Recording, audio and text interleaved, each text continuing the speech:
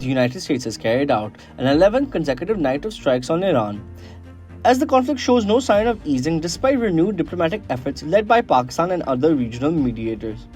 Fresh attacks threaten over Iran's nuclear program, and growing concerns over global energy supplies continue to fuel tensions across the Middle East. The United States launched another wave of airstrikes across Iran overnight, marking the 11th consecutive night of military operations. Residents reported explosions in Tehran, while Iranian media also reported blasts in Chabahar, Konarak, and Bushehr, home to the country's only nuclear power plant. US Defense Secretary Pete Hegseth said the cost of the military campaign had reached $37.5 billion, underscoring the scale of Washington's operations. It's what costs would be going out in the future as well. So the new number you've given me is what?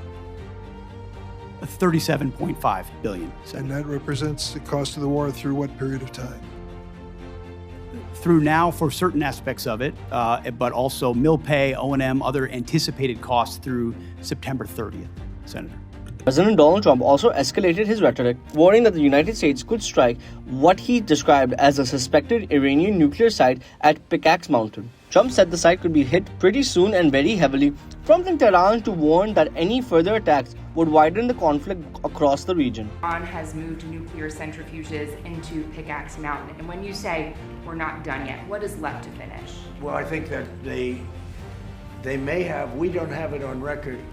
All we do is read the fake news. You know, we see the news is so wrong so many times. So, you know, maybe this one they have right, but it's okay. It doesn't mean anything unless they have the material. You're talking about the centrifuges. Yeah, it doesn't mean anything unless they have the material. They don't have, we follow the material, that's where the action is. And we'll be hitting that area probably pretty soon. And there's not a thing they can do about it. You know, normally I wouldn't say that. If I thought they could do something about it, I would never say that. But we'll be hitting that area pretty soon, and very heavily. Iran's health ministry said the latest US strikes killed 50 civilians and wounded around 500 others. Speaking at a meeting of Southeast Asian foreign ministers in Manila, US Secretary of State Marco Rubio said Washington remained willing to negotiate an end to the crisis. However, he accused Tehran of not being serious about diplomacy. Again, the United States is always committed to diplomacy. We are open-minded and always willing to engage in negotiated settlements of differences. And that remains true in the case of Iran. Directly and indirectly to engage in talks about settling the differences with regards to what's happening. Unfortunately, so far, even though we have reached agreements, they have not kept their commitments.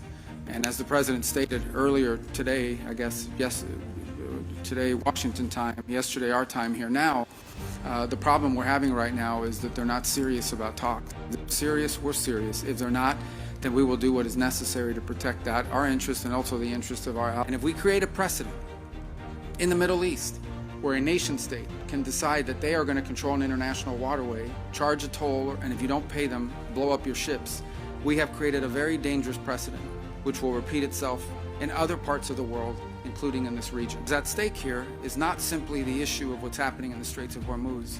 There's a very fundamental principle about freedom of navigation.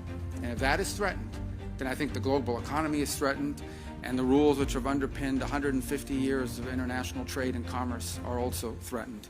And that cannot be allowed to happen. Rubio said the United States would continue protecting its own interests and those of its allies if Iran refused meaningful negotiations. He also argued Iran could not be allowed to control the Strait of Hormuz, warning that allowing any country to dominate an international waterway would create a dangerous precedent for other regions, including the South China Sea. Despite the continued fighting, Reuters reported that Tehran had received a proposal from mediators for a 10-day ceasefire, aimed at reviving last month's interim agreement. Iran's foreign ministry confirmed that proposal had been received through mediators but declined to provide any further details, indicating diplomatic channels remain active. The conflict is also expanding beyond the Gulf. Iran-backed Houthi forces have announced a naval blockade against Saudi Arabia, threatening ships carrying Saudi oil through the Bab el-Mandab Strait. The move opens a new front in the conflict and raises concern over global energy supplies. 2 oil tankers carrying Saudi crude to China and India reportedly turned back in the Red Sea following the Houthi warning. Trump said the Houthis had not yet closed the strategic waterway, but he warned the United States would respond if they attempted to do so. We'll see what happens. So far, it hasn't happened, might happen.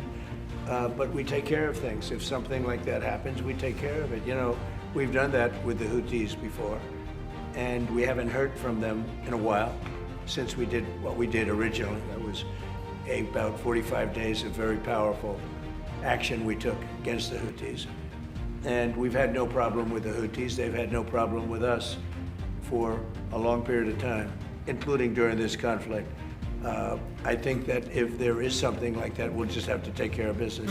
The renewed uncertainty pushed Brent crude over $91 a barrel, while gasoline prices in the United States climbed above $4 a gallon. Meanwhile, Pakistan continues to play a central diplomatic role in efforts to reduce tensions. Iranian Interior Minister Iskandar Momeni visited Islamabad, where he met Prime Minister Shahbaz Sharif, Field Marshal Asim Munir, and other senior officials. According to the Prime Minister's office, Shahbaz Sharif expressed deep concerns over the renewed escalation and urged all sides to exercise restraint and avoid further destabilization in the region. The Prime Minister also reaffirmed Pakistan's willingness to continue facilitating dialogue between Washington and Tehran. Momeni thanked Prime Minister Shahbaz, Deputy Prime Minister Ishaq Dar, and Field Marshal Munir for their efforts in securing the Islamabad Memorandum of Understanding, which laid the foundation for the previous ceasefire effort.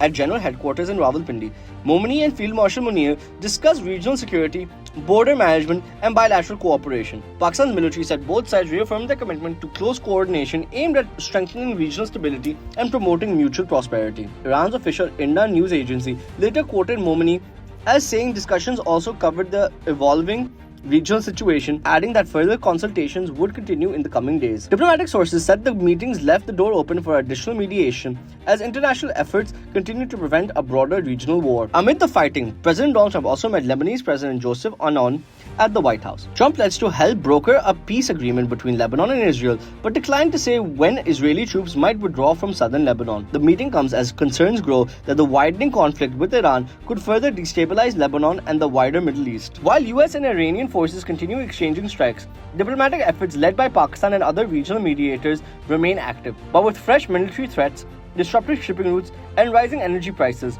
hopes of restoring the fragile ceasefire continue to face mounting pressure.